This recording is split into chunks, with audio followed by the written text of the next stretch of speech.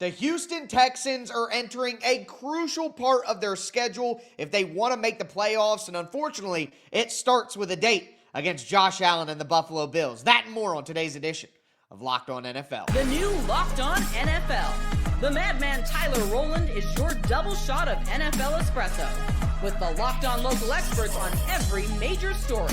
Get ready, Rowland is revving up. The new Locked On NFL starts now. Locked On Podcast Network. Your team every day.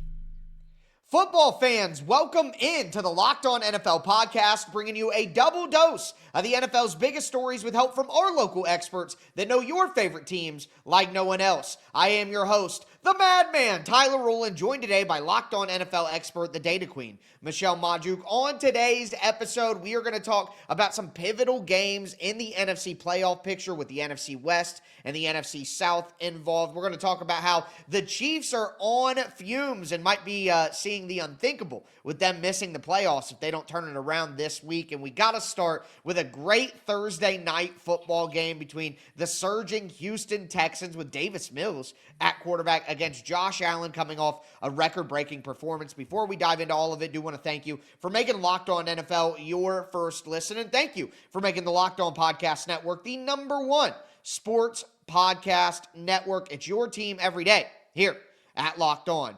Today is Crossover Thursday around the Locked On Podcast Network, and Crossover Thursday is presented by Prize Picks. Download the Prize Picks app today. Use the code LOCKEDONNFL to get $50 in lineups after you play your first $5 lineup. The Texans sitting at 500, coming off back-to-back wins here over division opponents. They take on Buffalo. It's a short week. There will not be C.J. Stroud, but if the Texans are going to do this, if they're going to turn it all the way back around after their start, they're going to have to win this game against Buffalo.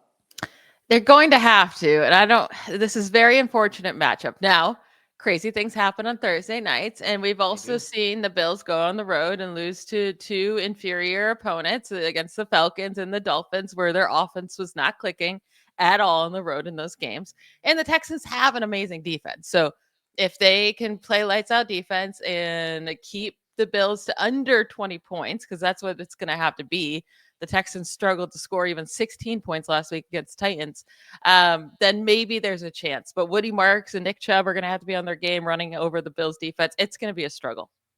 A chance. You're saying there's a chance, and that's exactly what my guy John Hickman pointed out from the Locked On Texans podcast. They're still in it. They're in the best spot that they could have been in. Asked for, actually.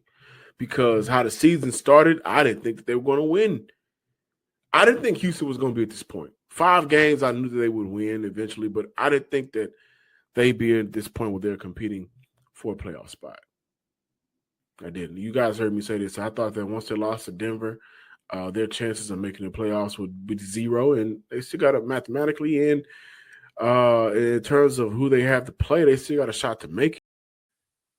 And I say mathematically he's right. You know what I mean? But at the same time, they're 5-5. I mean, we can't talk about Kansas City making it back into the playoffs and be like, oh, it's impossible for the Texans. But again, this is like their final stand to me these next 3 weeks. They play Buffalo tonight. They play the Colts in Indianapolis next week. They play in Kansas City the week after that in a primetime game. Like these next 3 games, and then they have the Cardinals and the Raiders. They finish with Chargers and Colts again. So they have 5 games there with the Chargers, the Colts twice, the Chiefs, the Bills tonight. Like, those are very, very difficult games. So if they don't win this game tonight and win 2 of their next 3, I think it's probably over for Houston. It's a tough draw, but that's where they're at. Yeah, I mean, the schedule is brutal for them, but they do control their own destiny, it feels like. Like, if you beat the Bills, Colts, and Chiefs, you're going to be an amazing right. You're going to be in an amazing spot at 8-5, beating both the Colts and the Chiefs and the Bills. Like the Bills and Colts. Well, the Bills at this point are looking like a wild card team with the Patriots ahead in that division by a game and a half. And if they can beat the Chiefs, I mean, the Chiefs are sitting at 5-5, right? Like we're so certain that the Ravens and Chiefs will come back and end up making it, but both sitting at 5-5. So it'll be interesting. At the end of the day, I don't think the Texans, win all these games and make the playoffs, but they have a shot. They do have a shot. Now, the problem for them is, like we're talking about, they got some difficult games. We don't know how difficult they're going to be here at Kansas City. They're up and down. Buffalo's been up and down, but last week they were up as Josh Allen lit up the scoreboard, and it wasn't just a good football game for Josh Allen. It was a record-breaking performance, as my guy Joe Marino from Locked On Bills talked about. And, of course, that's Josh Allen.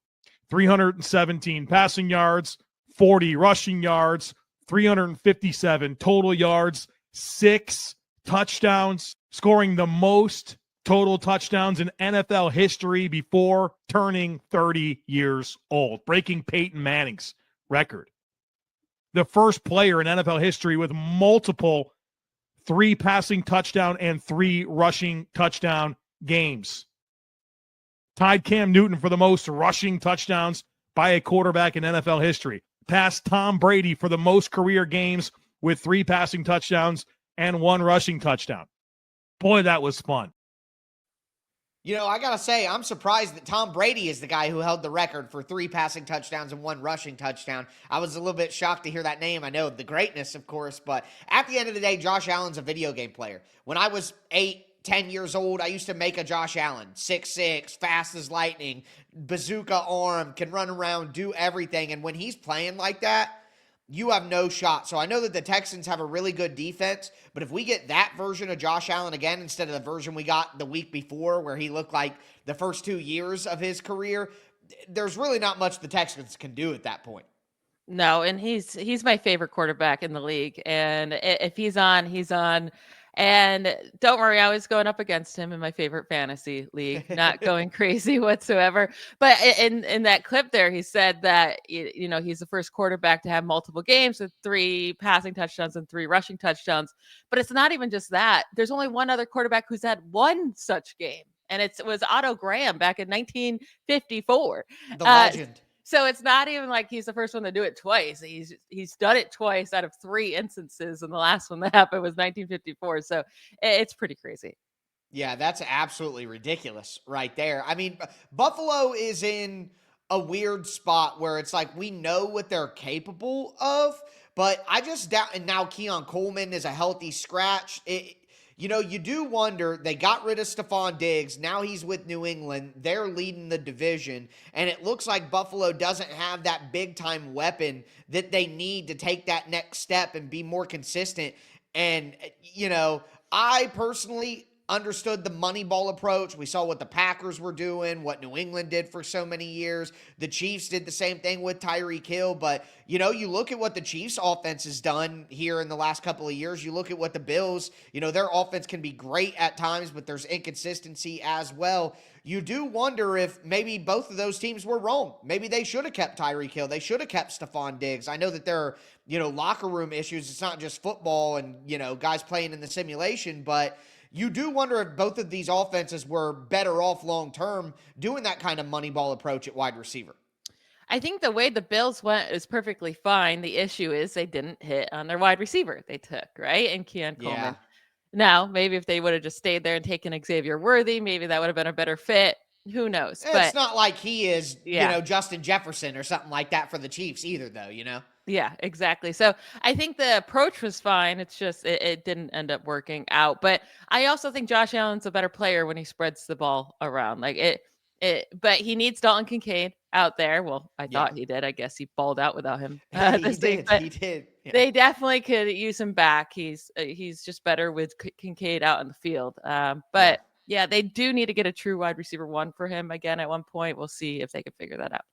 Well, at the end of the day, the Houston Texans defense is not the Tampa Bay Buccaneers defense, and watching Josh Allen go against Danielle Hunter and Will Anderson Jr., it's gonna be a good football game to watch. I'm excited. Some of the games recently have been, okay matchups here, but this is gonna be a good one that I'm excited about. But with that being said, there's a lot of matchups this weekend that I'm excited about, like the Kansas City Chiefs and the Indianapolis Colts in that game. You can see that the Kansas City Chiefs are running on fumes here. Do want to let you know that today's episode is brought to you by Prize Picks. You and I make decisions every day, but on Prize Picks, being right can get you paid. Don't miss any of the excitement of this sports season, whether you're following the NFL, the NBA, or both. There's no better time to jump in on the action. If you haven't tried it yet, PrizePicks is the simplest way to play. Just pick more or less on at least 2 player stats, and if you get them right, you win. It takes less than 60 seconds to make your lineup, and you can play anywhere. PrizePicks operates, including California, Texas, Georgia. I've been using PrizePicks both during football Sundays and NBA tip-offs, and again, it keeps every game more exciting. They have a new stacks feature where you can stack the same players' stats in one lineup. Like, you can pick more on Steph Curry's points, threes, and assists. Plus, if one of your players leaves early with an injury, the injury reboot feature saves your lineup from a loss. Download the PrizePicks app today. Use the code LOCKEDONNFL to get $50 in lineups after you play your first $5 lineup. That's code LOCKEDONNFL for $50 in lineups after your first $5 lineup. It's PrizePicks. It's good to be right. All right, Michelle, let's continue today's edition of Locked On NFL, getting you guys ready to go for Week 12. It is already Week 12. It's absolutely crazy. Where's the season gone? We talked Thursday night football with the Texans and the Bills, but now we got to get into the rest of the slate, and we have the Kansas City Chiefs in a precarious situation at 5-5, and it's not going to be easy, as now they get the Indianapolis Colts, who obviously have been one of the best teams in the NFL this season. And, you know, looking at where the Chiefs are at and looking at what they're going to have to deal with, they get Jonathan Taylor coming in, and he's basically been one of the best players in the NFL. And there's really no stat that you need to look at that says anything other than Jonathan Taylor is elite, as Locked On Colts talked about this week. So you look at what they're able to do, and you try to break this down and attribute credit down the line, and a lot of it goes to Jonathan Taylor. Right now, he is one of the few players who is having a certified award-worthy offensive player of the year level performance through the weeks that the Colts have played. You look at basically anything. You look at our Sumer scores, which are trying to track him and figure out how he is operating in space. You look at expected points added per rush. You look at rush yards over expected. Basically, any metric you're going to look at, Jonathan Taylor is knocking out of the park. He's having an excellent season this year, and quite literally one of the best seasons that we've seen in the past decade. He has to be in the MVP conversation. I don't think that he's going to win it no matter what, but he's in it. The problem, again, for the Colts sitting at 5-5 is they really need to win this game. They have some winnable games down the stretch, but this game, they really need to win it and not fall below 500 as they try to climb back up into the playoffs, and it's just a tough matchup. It is, and it's interesting because the Chiefs were looking like they're catching fire, right? I know. And then all of a sudden, it's like it comes crashing down. So I think this will be a good game. I think it'll be close. It depends on if Daniel Jones cannot ruin it, right? And just feed Jonathan Taylor. Talking about Jonathan Taylor in the MVP race, he is the first running back to have over 1,100 rushing yards and 15 or more rushing touchdowns over the first 10 games of a season since Sean Alexander in 2005, which Alexander won MVP in that 2005 season. He did. Yeah. Wow. Fun I mean, it's a case, I guess, I'll be honest, I'm a bitter Titans fan. If Derrick Henry didn't win the MVP in 2020 rushing for 2,000 yards, then running backs aren't allowed to win it. Saquon didn't win it last year. I know. So, you know, I would be awfully bitter as a Titans fan to see that happen and then JT finally get the love. But at the end of the day, if he does it in big-time matchups, that's really going to help seal that home even more. And this is going to be a big-time matchup that people are going to be paying attention to. It's very important for the future of the AFC playoff picture, you know what I mean? So I think this is an opportunity where if Jonathan Taylor comes out and does anything, I mean, we don't need 240 yards and 3 touchdowns, but if he pops for 120, 130 and 2 touchdowns and the Colts win that game, he's given himself a good shot. One good way to be the MVP is to slay the other MVP candidates personally. Like, that gives you a good opportunity. So I think they'll be there. I got to be honest with you, though. I just can't do it. I can't bet against the Chiefs to do this. It's unthinkable to me. I got to bet on. That's why on yesterday's show I talked about how I think Jacksonville could actually come back and steal this division. If you look at the Colts schedule down the stretch. Now the Colts would have to play worse, but Daniel Jones in the last couple of weeks has seemed more turnover prone. We see it all the time where teams just aren't quite as hot. They play some tougher games down the stretch. I could see the Colts, who play the Jags twice, who play the Chiefs here. They have some tough games. I could see the Colts taking more losses, still making the playoffs, but I could see it being tight as we enter Week 18 with the Jags. And if that started to happen, it would be the Chiefs winning this game. I think the Chiefs find a way to win. Yeah, I mean, it's hard to say the Chiefs won't find a way to win. Now, Mahomes has been bad under pressure this year, a 39 completion percentage. And the Colts defense ranks top 10 in both sacks and quarterback hits this year, and in quarterback pressure percent at 37%.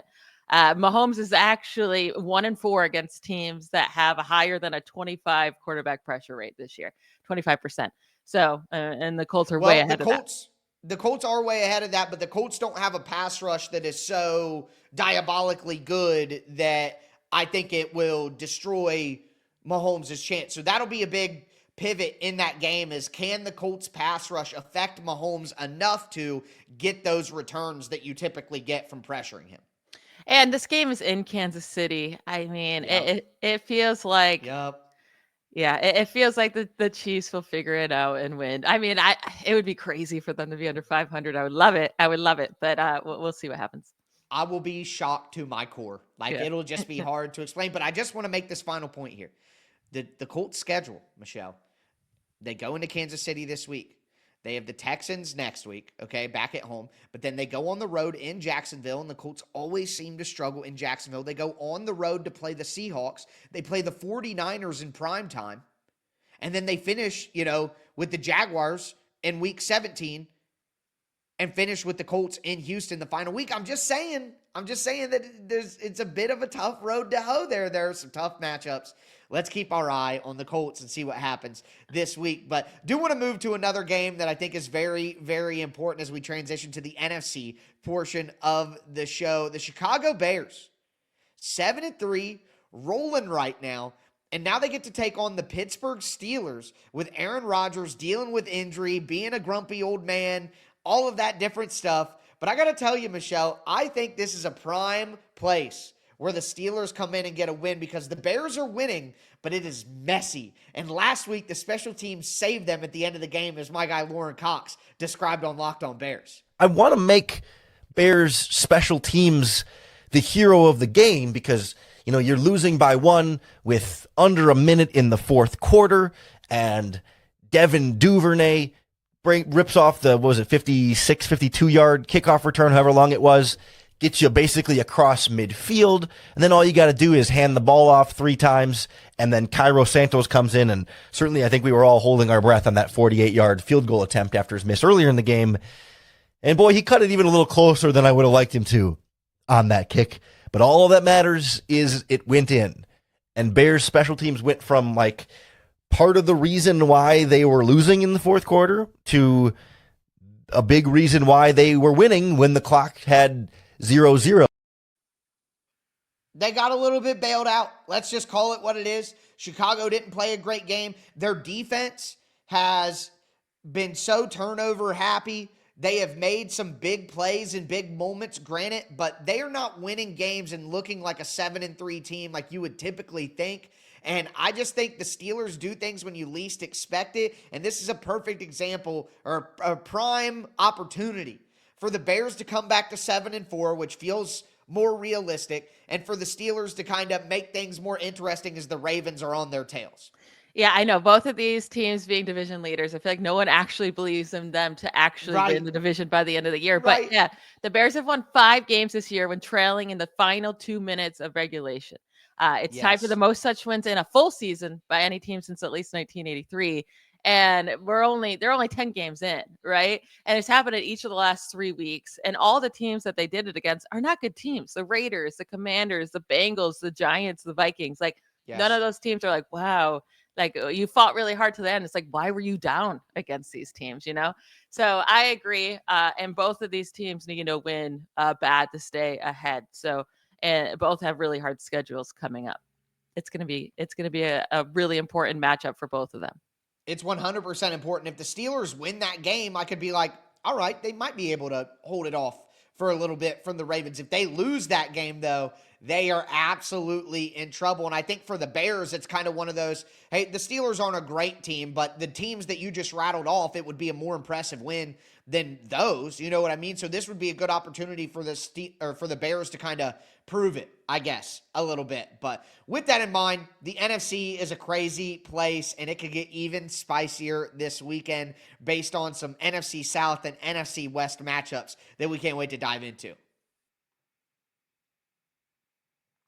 Do want to let you know that today's episode is brought to you by FanDuel Sportsbook. The NBA is back, and there's no better place to get in on the action than FanDuel, the official sports betting partner of the NBA. Even if you miss the start of the game, you want to ride the hot hand, FanDuel has live bets on everything from who's going to score next to fourth quarter comebacks. Plus, you can even combine your live bets into a same game parlay for a shot at a bigger payout. It keeps every game exciting, especially when your team is making that late push. Right now, FanDuel is giving new customers $300 in bonus bets when your first $5 bet wins. Again, FanDuel is giving new customers $300 in bonus bets when your first $5 bet wins. So head to FanDuel.com to sign up and play your game with FanDuel, the official sports betting partner of the NBA.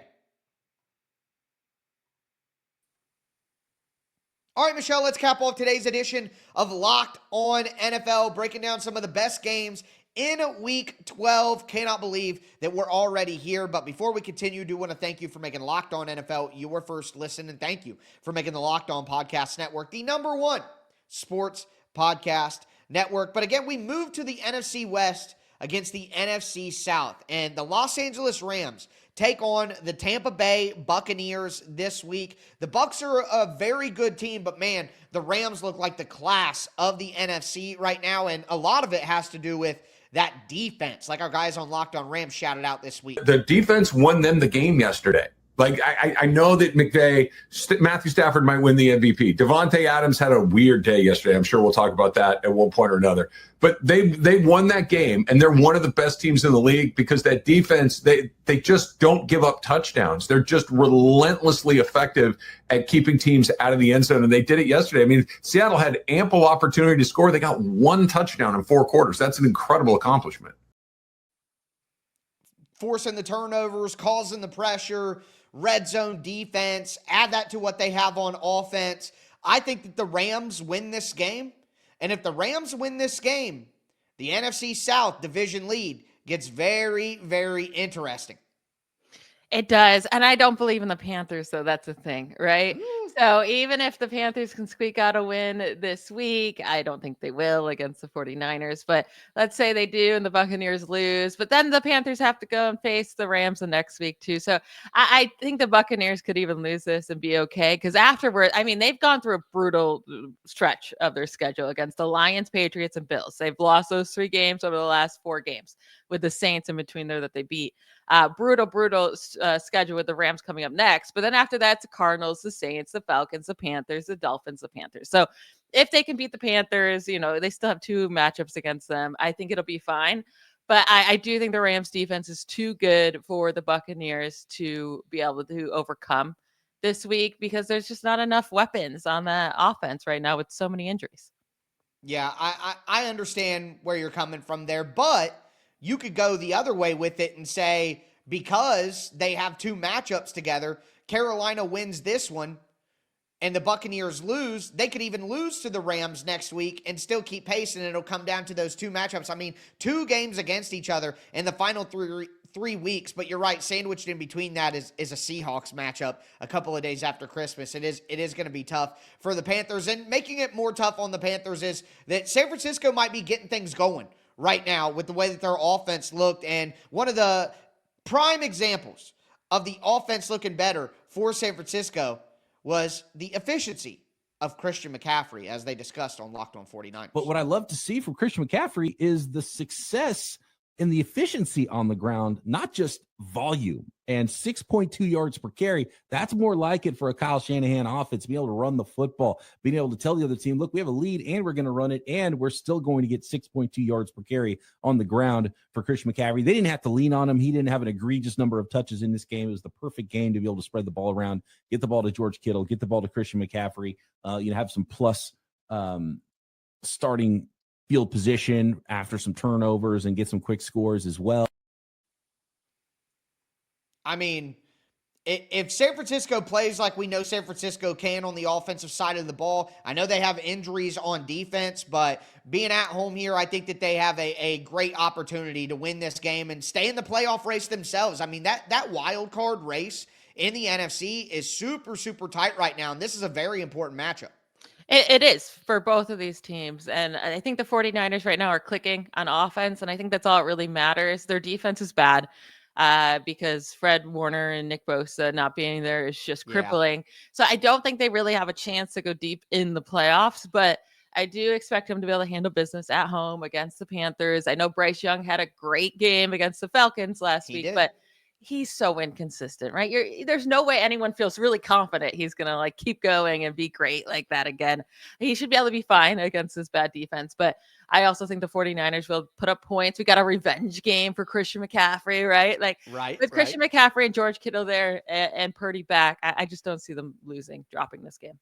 Yeah, and I'll be honest with you. If the Panthers win this game, though, we got to give them a little more credit, take them a little more serious. The defense has been so much better for the Panthers. It's really given them an opportunity to stay in some of these games, even though it's been up and down throughout the year. Lately it feels like it's given them an opportunity, but you do give credit. It's funny, you're right, though. Literally last week, people were like, I don't know about Bryce Young. Is it time for the Panthers to give up? And then this week, he sets the franchise record passing yards, and it's like, oh, he's great again. And it's like, yeah, it's so inconsistent. They need that to get together at the end of the day. But in this one, I think it'll be closer, but you're right. I kind of have to roll with the 49ers here. Because of the injuries on defense for the 49ers, I feel like their ceiling is limited this year. I can't take them as serious as I would have in previous years. No, it's hard to. I mean, the defense is bad. I mean, they're bad. There's really no way around that. But they were already thin going into the year with depth, and they lost their two best pieces. I think anyone who lost two All-Pros on defense, they'd be struggling.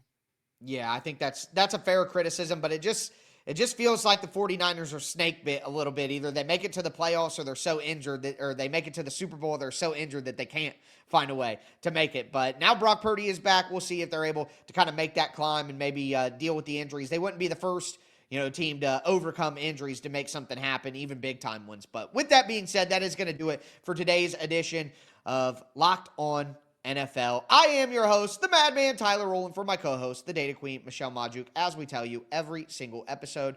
Thanks for tuning in. Stay safe out there. Bye, y'all.